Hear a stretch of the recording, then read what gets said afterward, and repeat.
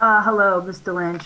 Okay, this meeting of the Coventry Town Council will now come to order at 5:31 p.m. Roll call, Mr. LeBlanc, Yes. Ms. Ludwig, Yes. Mr. Shockley, Yes. Mrs. Dickson, Mr. Lynch, Present. and Mr. Wazika. Here. Excellent.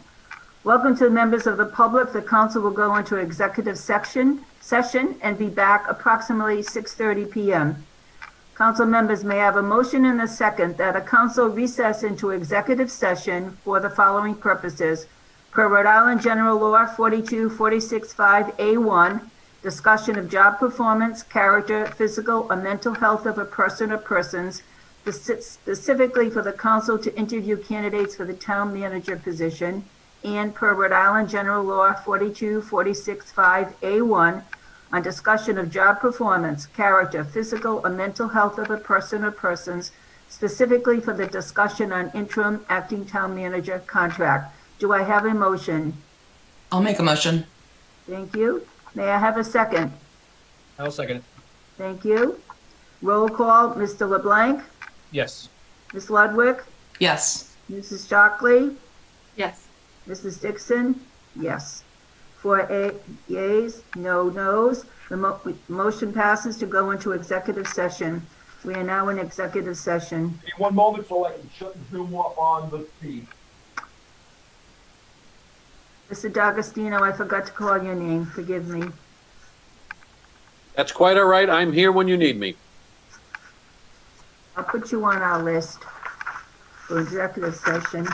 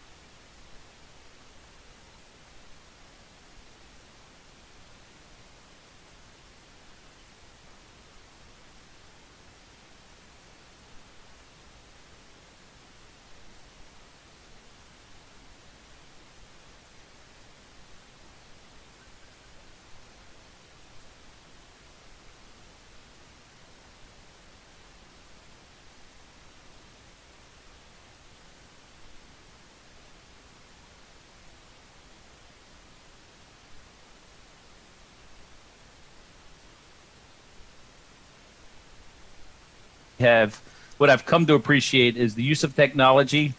I can be anywhere, and like I am tonight. I'm not in the office. I'm not at home. I'm not in my car. So it's all good. Good. Hello, Julian. That started. We all set? Let me get the recording going. It's recording, and we are live on Zoom, open to the public.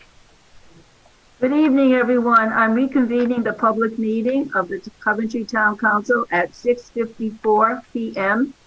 Welcome to members of the public. I believe Mr. Luke Murray will be with us, and Mr. Phil Conti is with us from Studio J, and they'll present on the Coventry Building Committee proposal. Mr. Wazika, how many members of the public are with us this evening? Currently have 13 and climbing. 13 and climbing, great.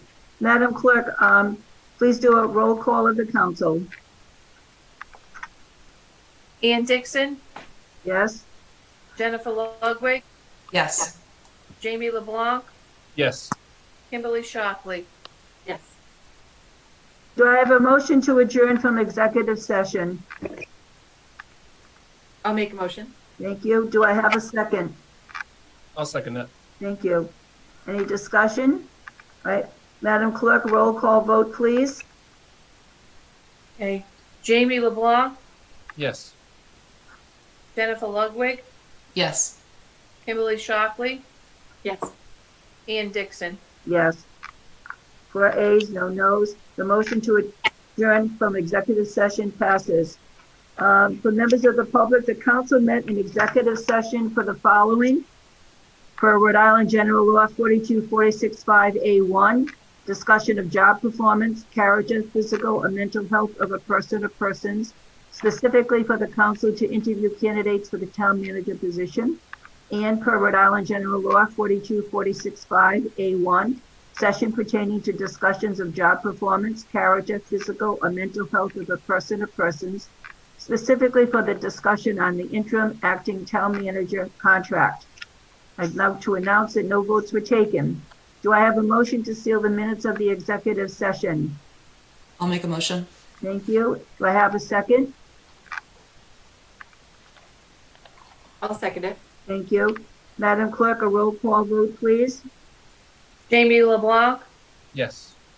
Jennifer Ludwig, Yes. Kimberly Shockley, Yes.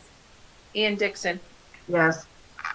For 8 yeas, no nos, the motion passes. The motion to seal the minutes of the executive session passes. Please stand for the Pledge of Allegiance.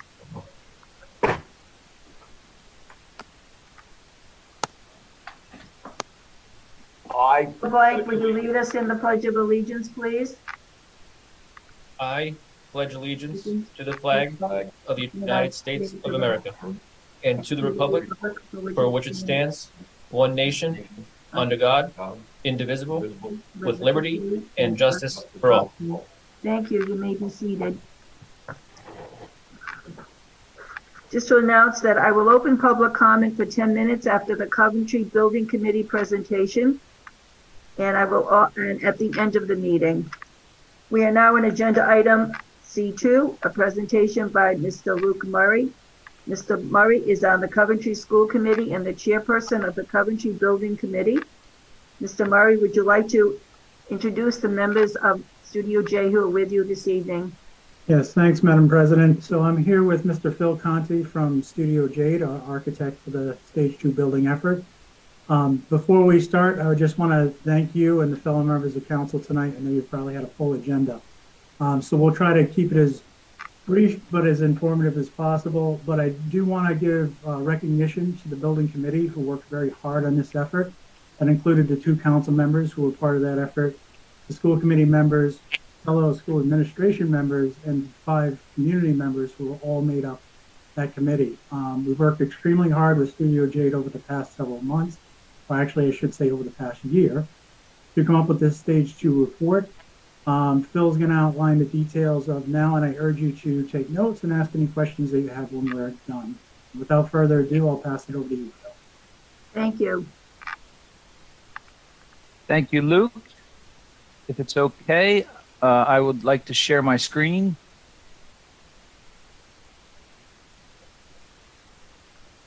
Phil, Phil, are you able to? You can't, do you have permission? Not yet. It just says host disabled.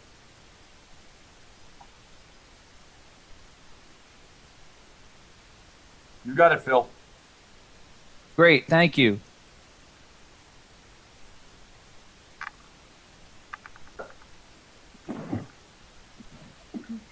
Okay, does everyone see the title slide? Yes. Great, well, thank you for having me here this evening.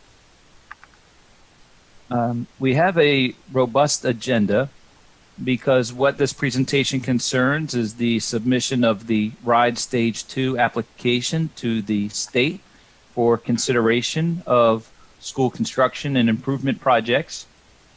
I would like to review with you first the checklist that is part of the Stage 2 document. It is a voluminous document that has a lot of backup information, and that information is work that's generated through a series of meetings that we've had, presentations, work that the school committee has assembled, that the town council has provided in terms of its guidance and participation in financing plans. And hopefully you had a chance to review the executive summary. If you have not, following this presentation, I'd be happy to answer any questions. But I'd like to also talk about what are the needs in Coventry Public Schools that started this investigation and how we are going to resolve these issues. What was the reasoning behind our approach? What is the scope of work?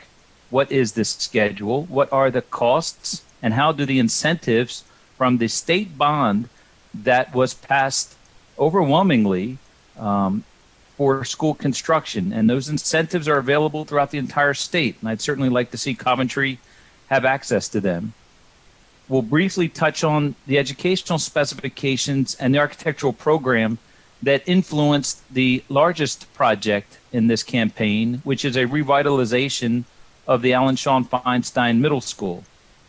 And then we'll finish with some discussions on financing.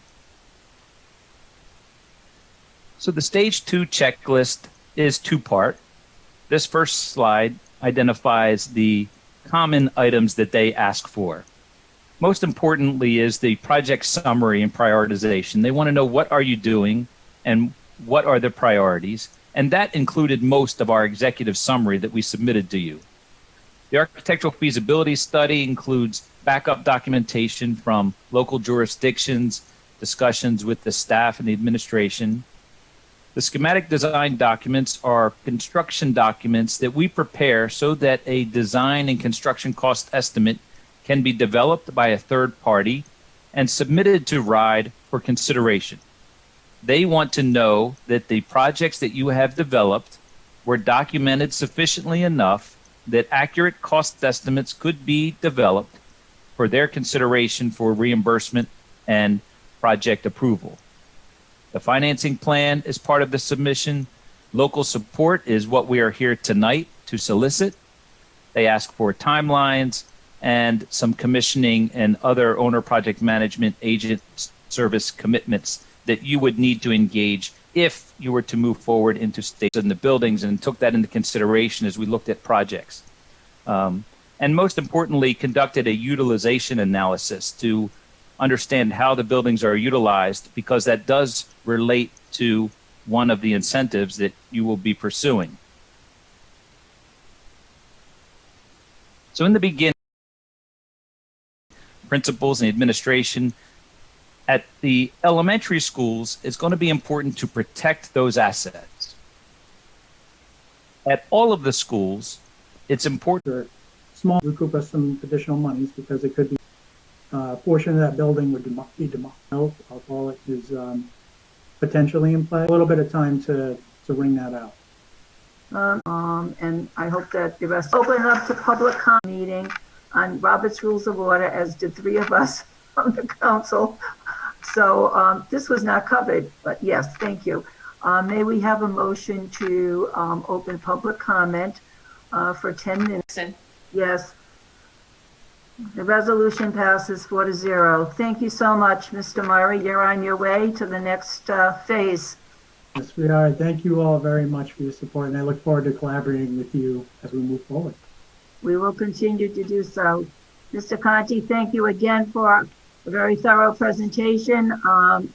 As I said before, every time someone makes a comment, you responded and you responded to those issues and questions. And it makes it very smooth for all members of the public and the council to follow the discourse. So thank you so much. Thank you. Okay. Madam Clerk, would you please read agenda item C3? President Dickson's update on rules of engagement between town and school department for fiscal year 2021-2022 budget work. Thank you. This is just a statement about some things that we have been doing. The town council, and I'll give you the history, the town council was planning a joint meeting with the school committee for December 30th, 2020 to begin discussions of the 21-22 budget. In planning for that meeting, our interim town manager, Mr. Wazika, and I discussed our goal to have these discussions be more productive and cooperative. In the past, there has been much tension between the two entities, meaning the town council and the school committee. And we wanted, before the budget discussions on 21-22, to make these discussions much more harmonious, and also to make more harmonious any other discussions we may have between the two entities. So we decided that a joint meeting before the first budget session would be valuable. A meeting was held December 29th, 2020, and with top leaders in both entities, and a follow-up meeting was held on January 7th, 2021. Attendees included former Finance Director John Arnett, Assistant Superintendent Mr. Coward, Superintendent Mr. Levis, Council Vice President Ms. Ludwig, Interim Town Manager Mr. Wazika, School Committee Vice Chair Mr. Florio, School Committee Chair Mrs. Patno, Town Council President, that's me, and former Financial Director for the school, Mr. Mangiarelli. The individuals in the group had an opportunity to express their feelings about previous interactions, and I have to tell you, it was very tense. As we listened to the discussion, at one point, I think I said I could even see the tension coming through the Zoom meetings, and we weren't even all together in the same meeting room. After expressing these feelings, the group discussion evolved into a very productive engagement. The group discussed the development of rules of engagement for the Coventry School Committee and the Coventry Town Council. Now, I would mention that Mrs. Patno, 2 weeks ago in her school committee meeting, already told the school committee about these rules of engagement. The term involved rules of engagement, the term involved during wartime to define the appropriate responses of military personnel engaged in combat. In public and workplace arena, the phrase often refers to agreements teams have on how they will work together to boost efficiency and effectiveness. In my former workplace, we used to use ground rules all the time, but I've also been in a workplace in which we've had rules of discussion. These are the rules that were suggested. We did not take any vote. We did not have what I would call consensus, but these are the rules that were developed and have been evolving. 1, we need to align the public and private messaging. We need to be consistent. We cannot say or provide a meeting on social media or in our council meetings or even in the school committee meetings and then give some other message at another time. We need to be consistent in our messaging. 2, we need to lead by example. We have to set the tone for interactions with each other and the community. The community expects us to be professional. They expect us to be respectful of each other. Likewise, if we do that, they will come to know that we are a council that will take seriously their comments and feedback, and we mean business. Next, we need to provide education to each other and then educate the community. It was interesting to hear how school committee members mentioned that they really don't understand how the budget is developed. And Mr. Wazika has determined that he is going to offer some budget 101 sessions on one of our free Saturdays so that people in the community will better understand how budgets are developed. It's not just a discussion of what's the 21-22 budget, but how do we go about developing budgets? What's the ground rules? How do we start doing this? Another rule was suggested is to be professional and polite in public interactions with each other. and in private interactions. In other words, we could say no backstabbing. Another rule was respect the role and responsibilities of each team who have powers and authority as defined by the Coventry Town Charter and who have the authority to manage their own budgets. Just yesterday, I talked to a constituent and he was talking about, well, why can't the school do this and that? And why don't you do something about it? And I said that the council cannot interfere with the operations of the school. And I recommended how he would be able to get his positions addressed. So we need to respect each other's roles and responsibilities.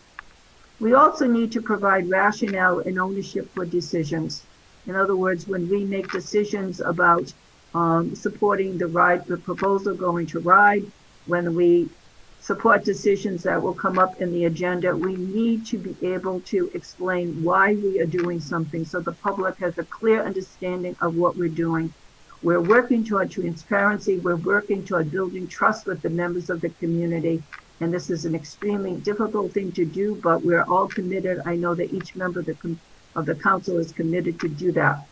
And next, we want to ensure that both teams are aware of proposed decisions affecting each other before these decisions are announced to the public. So I expect that this set of rules is going to evolve over time. It's a starting point. It's things that we want to do, and we want to be able to be proud of all the work that we do. So the council leadership is honoring these rules. We are sending out calendars, heads up on meetings, and we're collaborating on planning.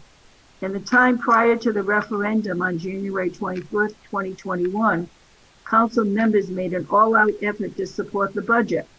Ms. Ludwig initiated an ad in the reminder to remind people to vote. The council members did not use public money for this ad. Our members, Mrs. Shockley, Ms. Ludwig, Mr. LeBlanc, and your president will use social media postings to support the referendum, and we ask people to vote. So we are doing what we said we would do. The council does not believe that it will agree with the school committee on every initiative, but we are dedicated to working together. Now, Ms. Ludwig was present at the meeting, and I'd like to ask her if she would like to make any comments about the two meetings that we had. Thank you, President Dickson.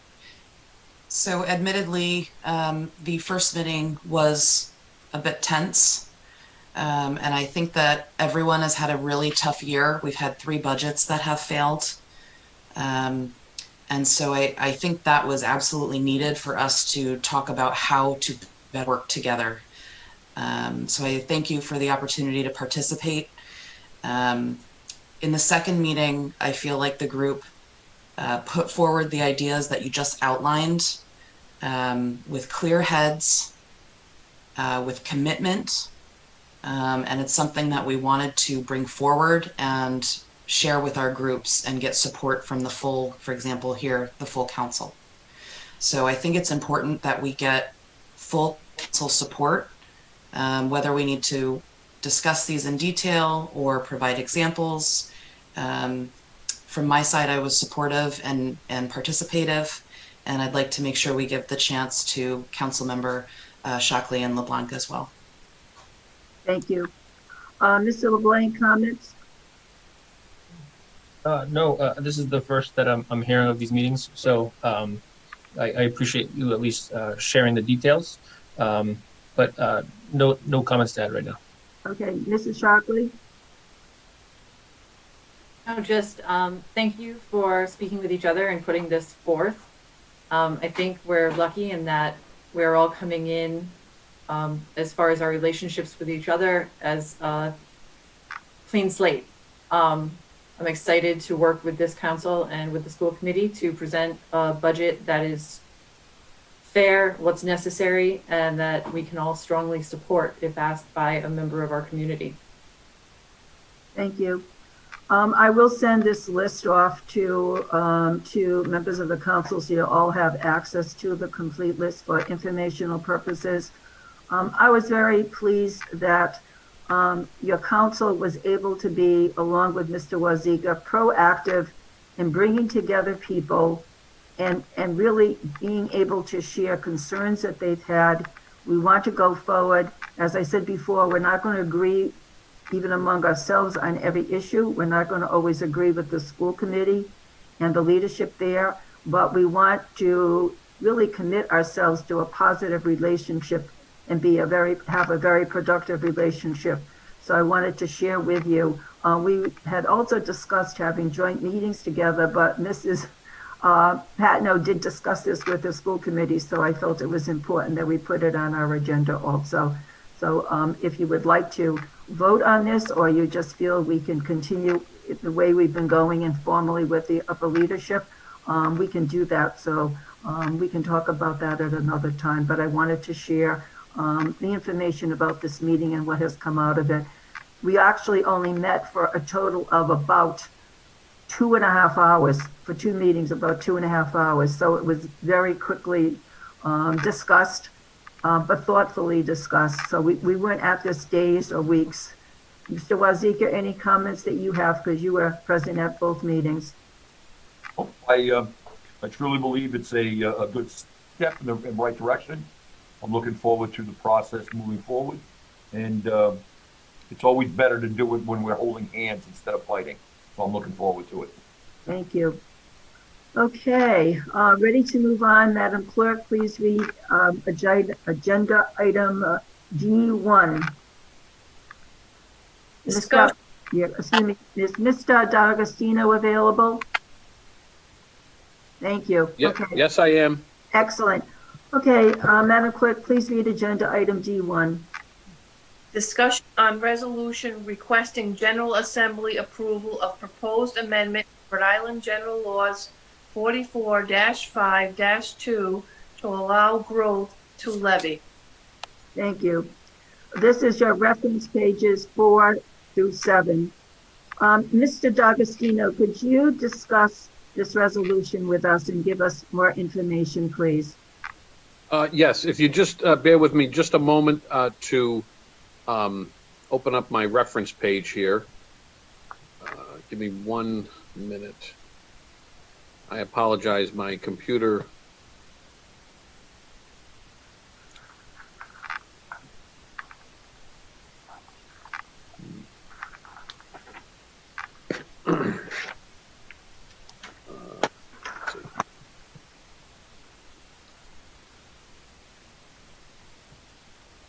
Can I ask the town manager to forward me the packet, because I can't access something on my computer is not letting me open up this as a PDF. Right. I can explain what's going on this if you'd like. I mean, it's a very simple. I know. I mean, I know we're looking to be able to increase the levy. This dates back to the Senate 4030, the cap, but I don't want to misspeak on this. So if you want to address it, Ed, and then any legal questions, I'm happy to jump in. Okay. I'm going to send it to you. I'm going to send it to you, Dave, in 2 seconds. Okay. I apologize to the council for my technical issue here. No problem.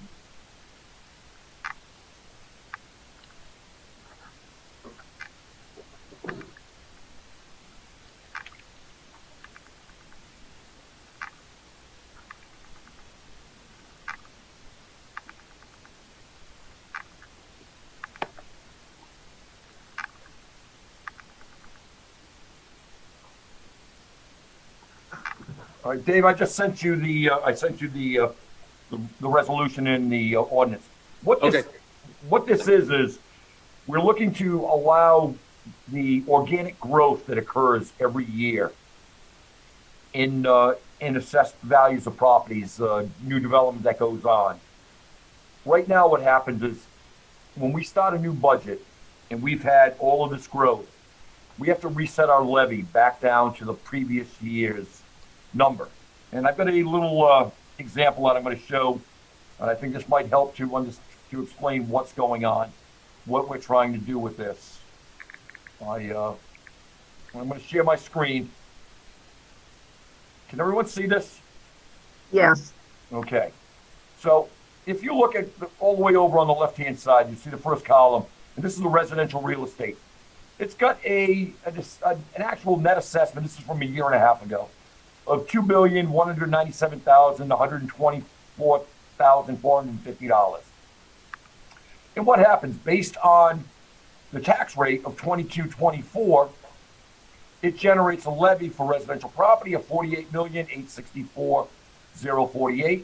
When you combine that with all of the other property types, the commercial, the frozen, as well as the personal property, you get the levy cap from that year. And in this case, it was $72,107,000.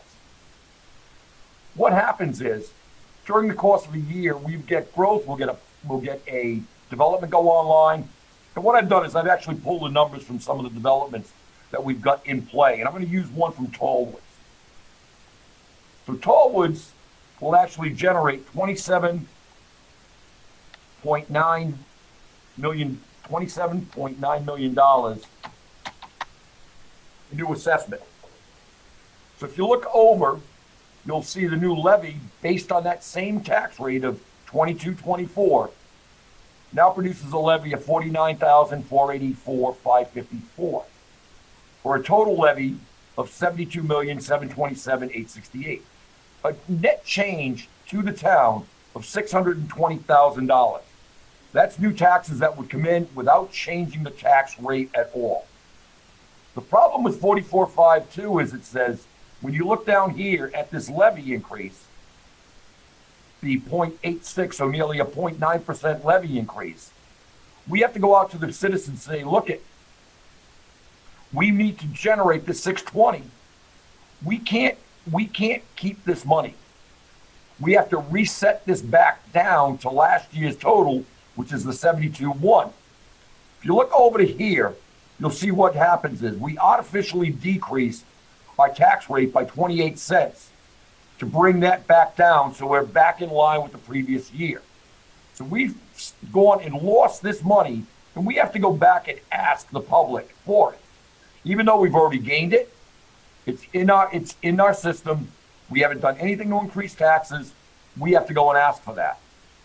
And we're losing that money.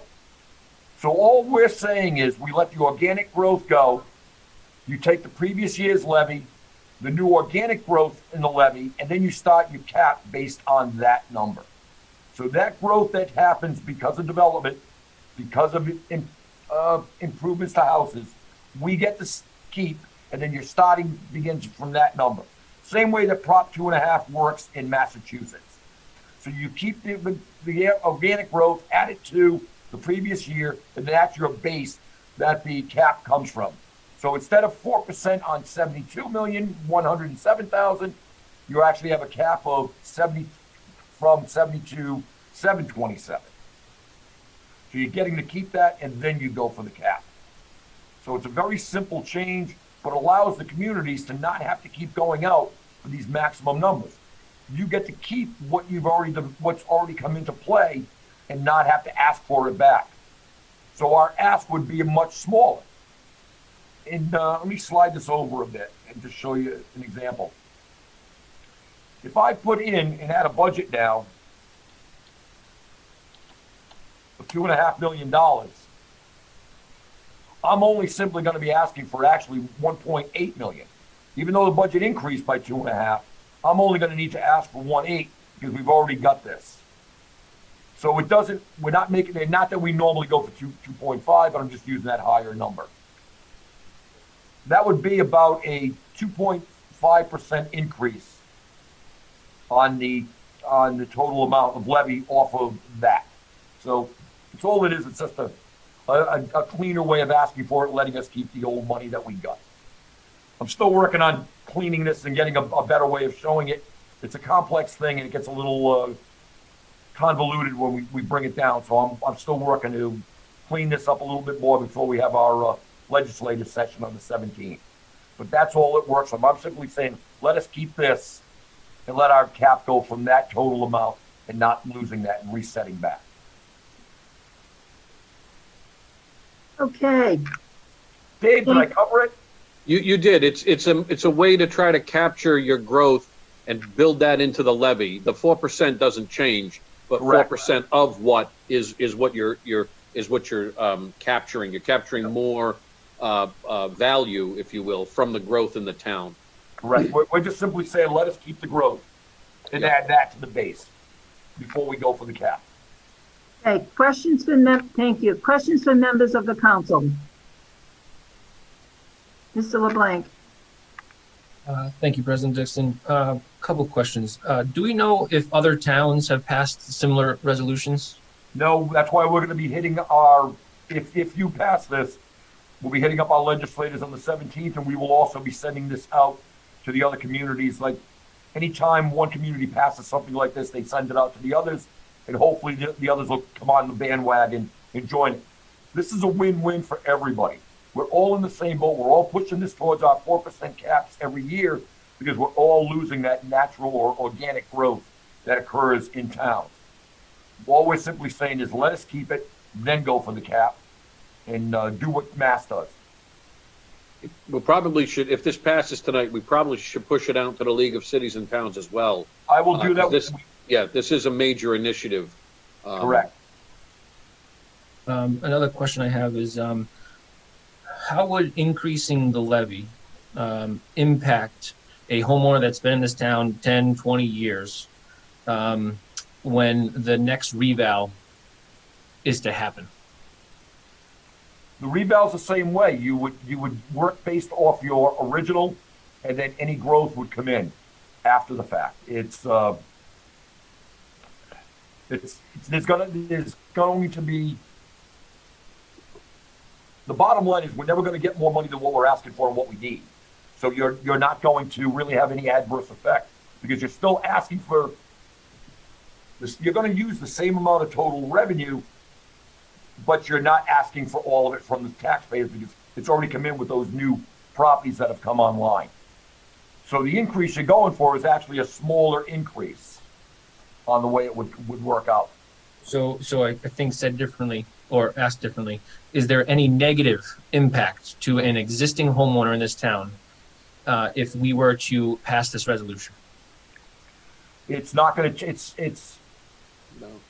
No, it's not going to change anything on the rates or any of that. No, it won't. Okay, Right. I just wanted clarification. Thank you. And in your revals, you always get the leveling across. People have probably experienced this. Sometimes in a reval, their valuation may go up, their neighbor's valuation may go down because of how it's leveled across all properties across the entire town. But this particular resolution change, if it's passed, isn't going to really impact the valuation or a revaluation process. It's slightly diffuse from what the issue is on the levy, and we're just trying to capture more of the growth before we add the 4% to the levy.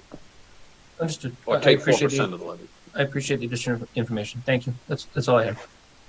Members of the council, Ms. Ludwig. Thank you. So I just wanted to understand the growth. So for example, Mr. Rosica, in the Excel that you were just showing with some of those residential neighborhoods, are we suggesting that it's growth from business and residential or just from new homes coming online? Can you just clarify that? No, it would be any growth. If it comes in under commercial, it'll be under the commercial side. If it's residential, it'll become under the residential. We get a combination of both every year. So you would be keeping all of that occurs, and well, hopefully we'll be keeping all of that occurs before we start doing the cap numbers. So yeah, it happens both sides. The second item I have, less of a question, more of a statement, I guess. I have seen a few things floating around online where people are alleging that we're suggesting this because we want to get more money or increase the levy. So it sounds like we're not asking for an increase in the levy itself. What we're asking to do is allow for new growth to be part of the future budget. And in reality, we would likely need to ask for less. Exactly. That's the whole purpose of this. Let me go back to that slide for a second, and I'll show you what happens. Like, as I said, right here with Tallwoods. If you look at Tallwoods and you look at the effect, If that all came online in 1 year, that's $620,000 of additional taxes from that property, not from the rest of the residents, but simply from that property. We don't keep that from that property now. We reset back and go to the levy. The theory is it will reduce your tax rate for everybody. The reality of it is we still got to go and get that money back, so it goes back up and above. So we're losing that. This comes directly from that new property, that new project, and not coming from everybody. We then go and ask for the additional that's needed, and that gets shared by everybody else.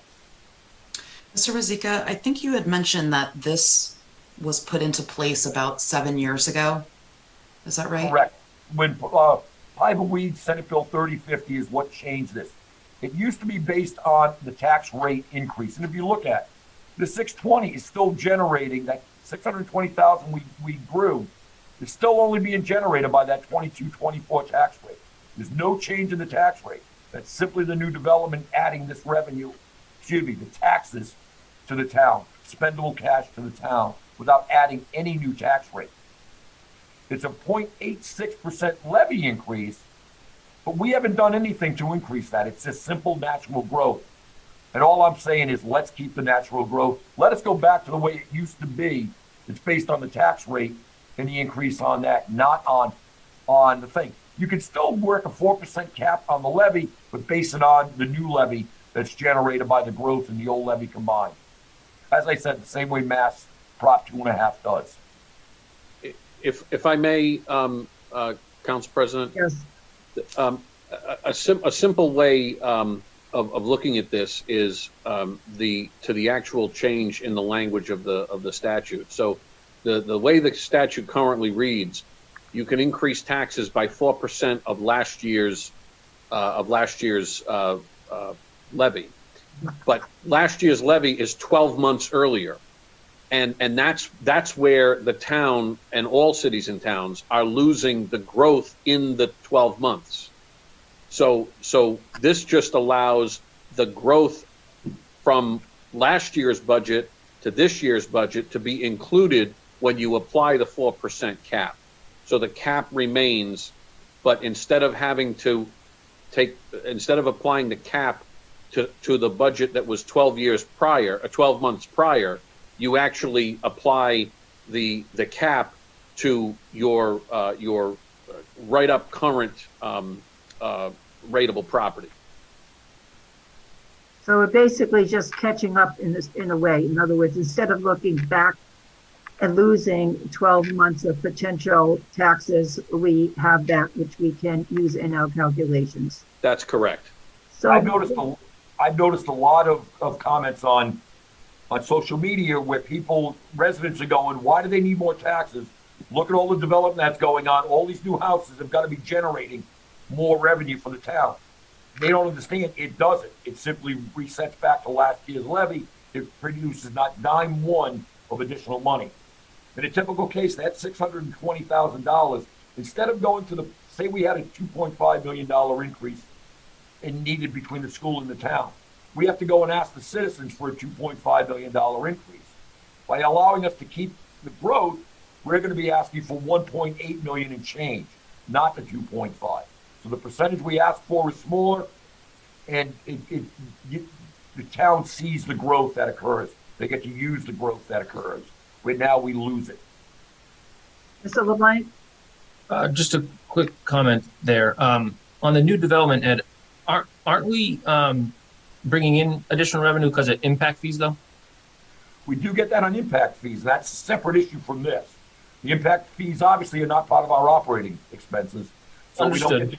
we don't get it comes in and it's used in other areas, but that's a one-time fee where these are actually affecting our, like I said, our levy year after year. Okay. Thanks for the clarity.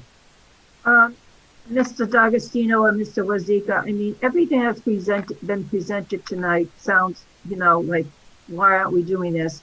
But my question is, what kind of pushback would we expect from the assembly? In other words, we're doing something that no one else has asked for yet. We want to gain support for it. What's the pushback? What do we have to be prepared to respond to in order to get this through the assembly? I personally, I think what you're going to see this year, because we're already being advised that, and I sent out an email to everyone today, that the aid to cities and towns is probably not going to be what's been going on in the previous years. We're already being advised that expect cuts, substantial cuts. All I'm asking for is to say, let us keep our growth, our natural growth, so we can at least absorb some of what's going on. And cover, we're looking at facing losses from the state. We can't continue to lose this revenue that they reset back and make us go back out and ask for. Again, the theory was to reduce the tax rate. It doesn't do it because you're still going to get that money back in for the natural occurring increases that go on any budget. So, my question, if I rephrase it, what would any of our state senators or reps say that would be negative about this proposal? What would we anticipate? Nothing? I don't know. Yeah, I would suggest, I don't think you're going to see a lot of pushback, and the reason I would suggest that is, the leadership at the General Assembly has shifted, and certainly when Teresa Paiva-Weed was the Senate President, I don't think you would see this type of bill going through. But she's no longer the Senate President, so that legacy, I think, has passed. The other thing is, as Ed mentioned, is every municipality in this state and probably across the country is looking at a potentially devastating fiscal 22 because of the COVID situation from last year. And this is a mechanism that doesn't have a cost to it in the sense of it's basically allowing all cities and towns to capture the growth from the previous 12 months back to the last budget session and account for that in the new budget without increasing the levy. So I don't think there would be a lot of pushback because you're not asking to change the 4%, which I think, as you know, in the statute, there are only certain limited reasons why you can exceed 4%. And generally speaking, the Department of Administration and Municipal Finance will not allow you to go above 4% absent some catastrophe. And COVID, I don't think, is going to qualify as a catastrophe because it affects everybody in the state. Okay, thank you. Questions from council members? Mrs. Shockley. So I am happy that both Mr. LeBlanc and President Dickson asked about possible negative impacts and possible pushback, but I do wonder, conversely, has anyone legislatively said they're willing to take this on? I feel often what happens legislatively is that if no one sponsors and truly supports a bill, it just gets lost in the shuffle. People don't want to give up political capital. If this gets approved tonight, if you pass the resolution, then I will be contacting all of our local delegates. I will be sending it down to them, asking them for support, and also to propose the bill or the change to the bill. I think but it makes I wanted nothing council but support perfect sense. before I tried doing it. Mr. LeBlanc.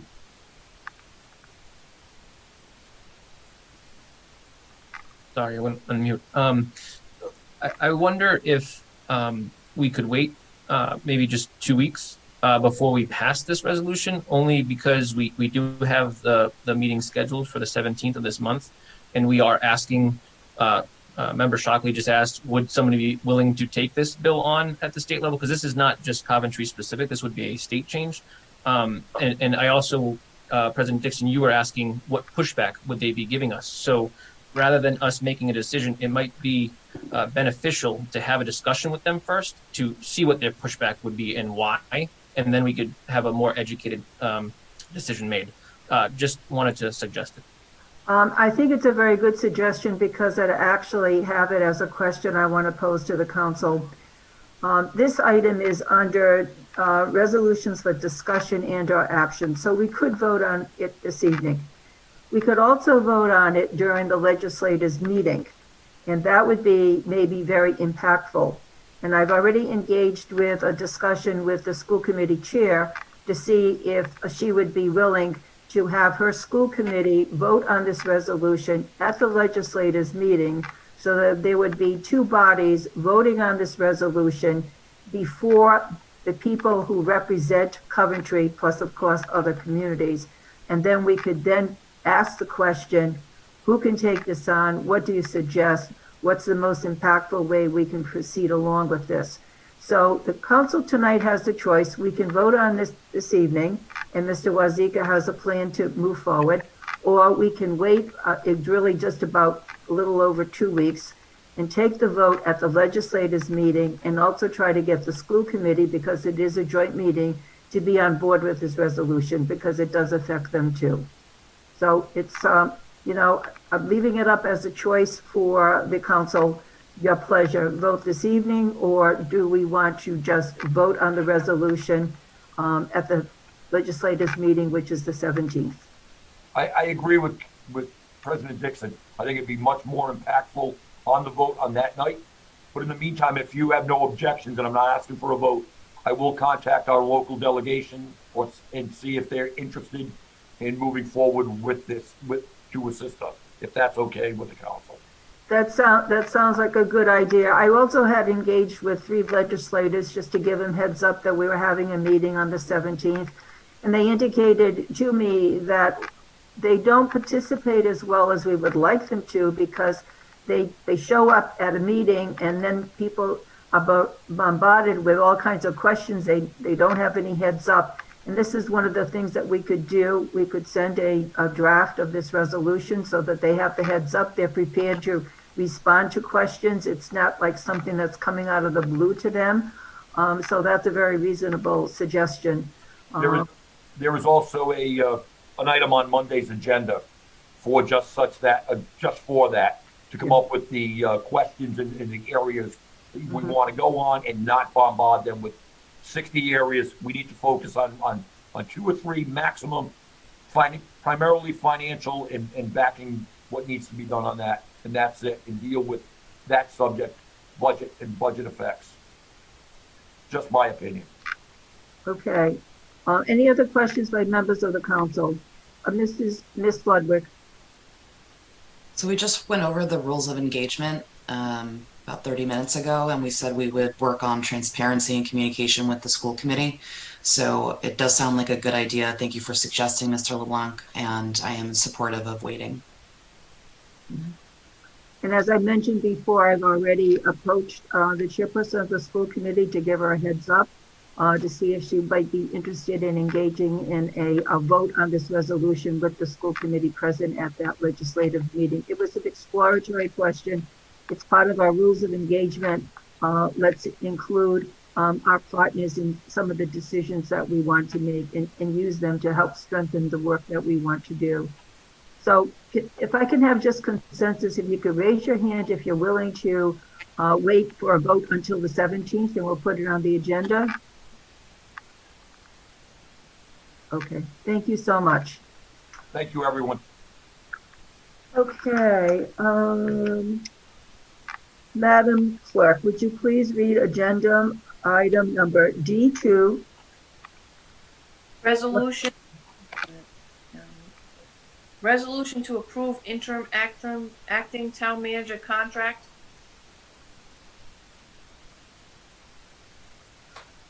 Okay, to put this on the table, may we have a motion and then a second, and then I'll make a statement to the public so they understand what we're trying to do.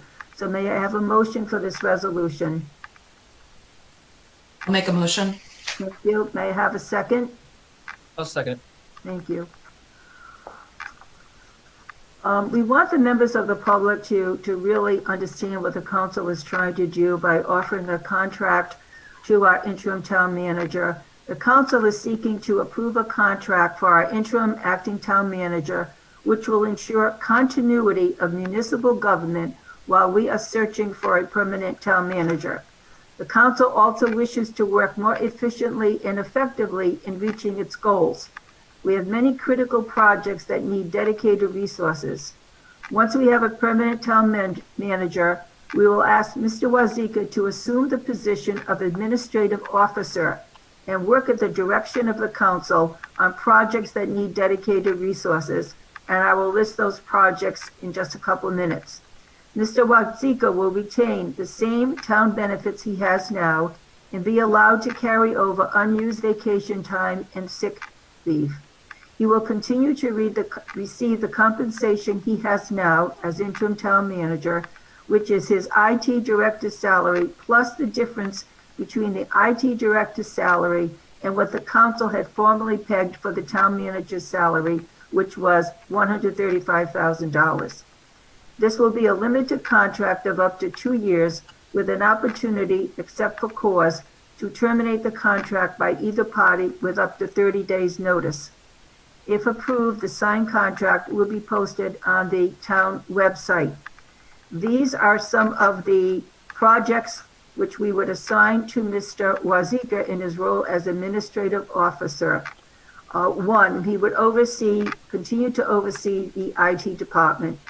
2, he would orient the new town manager to the operations of the town and to the people and staff who work for the town. 3, he will institute a monthly financial reporting. Next, he will implement the solar project, which we have talked about for the former transfer station on Arnold Road. Next, he will plan and implement work on the police pension.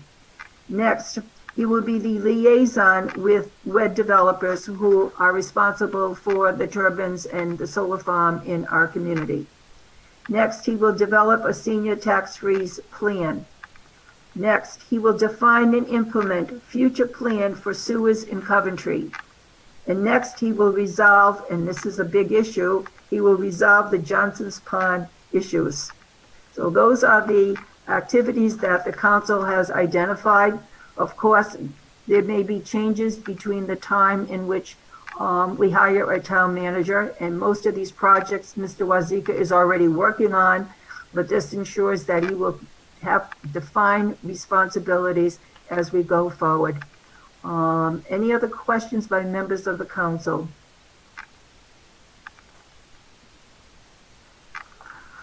Okay, President Dickson? yes. I'm sorry I didn't see your hand. Sorry. It's okay. So not a question, but more of a statement. So as most everyone knows, the last several years we've had Mr. Watzika as an interim town manager.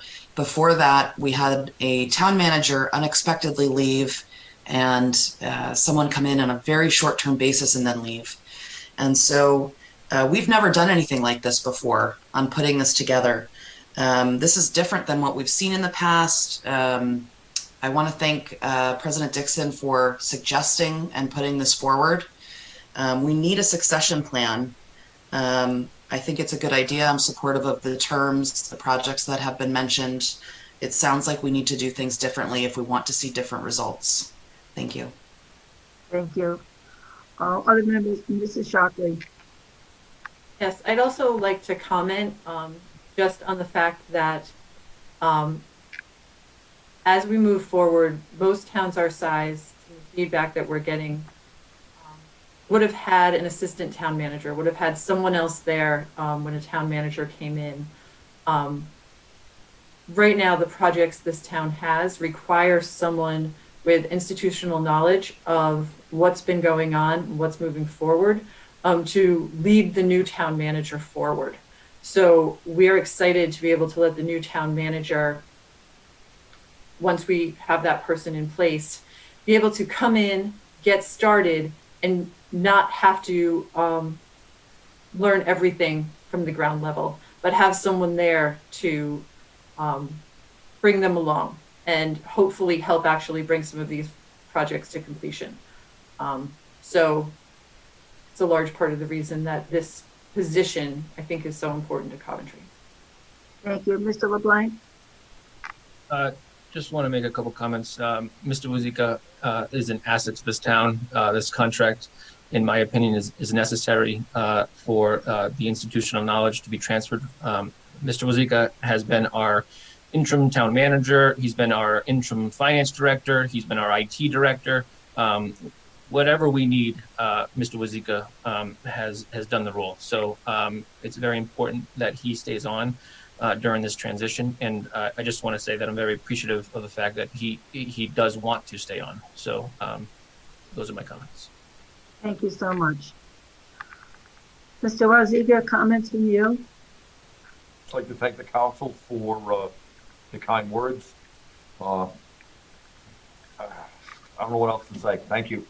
We'll do what we do, and we'll move forward. That's what we've tried to do since I've been here, and we're going to continue to do that and fix the issues that we've got, bring us forward, and take care of the problems. I look forward to a new manager. Thank you. We're working on that very actively. The public needs to know. Thank you. Vacation would be nice. Yes, Mr. Wazik is going to take a vacation as soon as we have a new town manager. He deserves it. Hopefully he'll take one a little bit sooner than that. Okay, may I have a motion to approve the resolution? I'll make that motion. Thank you. May I have a second? I'll second it. Thank you. Any more discussion on this? Okay, Madam Clerk, roll call vote. Amy LeBlanc, Yes. Jennifer Ludwig, Yes. Kimberly Shockley, Yes. and Dickson. Yes. The resolution passes. Mr. Waziga, congratulations. Thank you. Thank you very much. I think. It's all good. It's all good for all the reasons that the members of the council mentioned. All right, and as we said, we will post the signed contract on the website so people can see all the details, but basically I have provided all those in the statement that I made. We wanted to make sure that the public understands what we were voting on and of course the reasons why we are taking this action. So thank you. We've already discussed item D3, and now we're ready for E1. Madam Clerk, would you please read that? First reading of amendment to Article 10, earth removal of Coventry zoning ordinance. Thank you. Usually for a first reading, there are no statements made. The council simply has a copy of the resolution, but I just want to make a couple of opening statements. The first reading of this was actually October 13th, 2020, so that was a few months ago. But it was determined that the second reading had not been advertised appropriately. So there were a series of continuations, then postponement to December 7th, when it was determined that the summary of the ordinance amendment was not adequate for posting. So we cannot accept amendments to this ordinance as this is advertised as a reading. Amendments may be made by the council at the second reading, and also we can receive comments from the public at the second reading. Mr. Gorham prepared the summary, which is in the, which will be posted in newspapers, so that way the public will be advised to what this ordinance does cover. In general, it seeks an amendment to Article 10 of the Coventry zoning ordinance, which was previously established by the Zoning Board of Review as the reviewing authority for the granting of a special use permit for earth removal operations.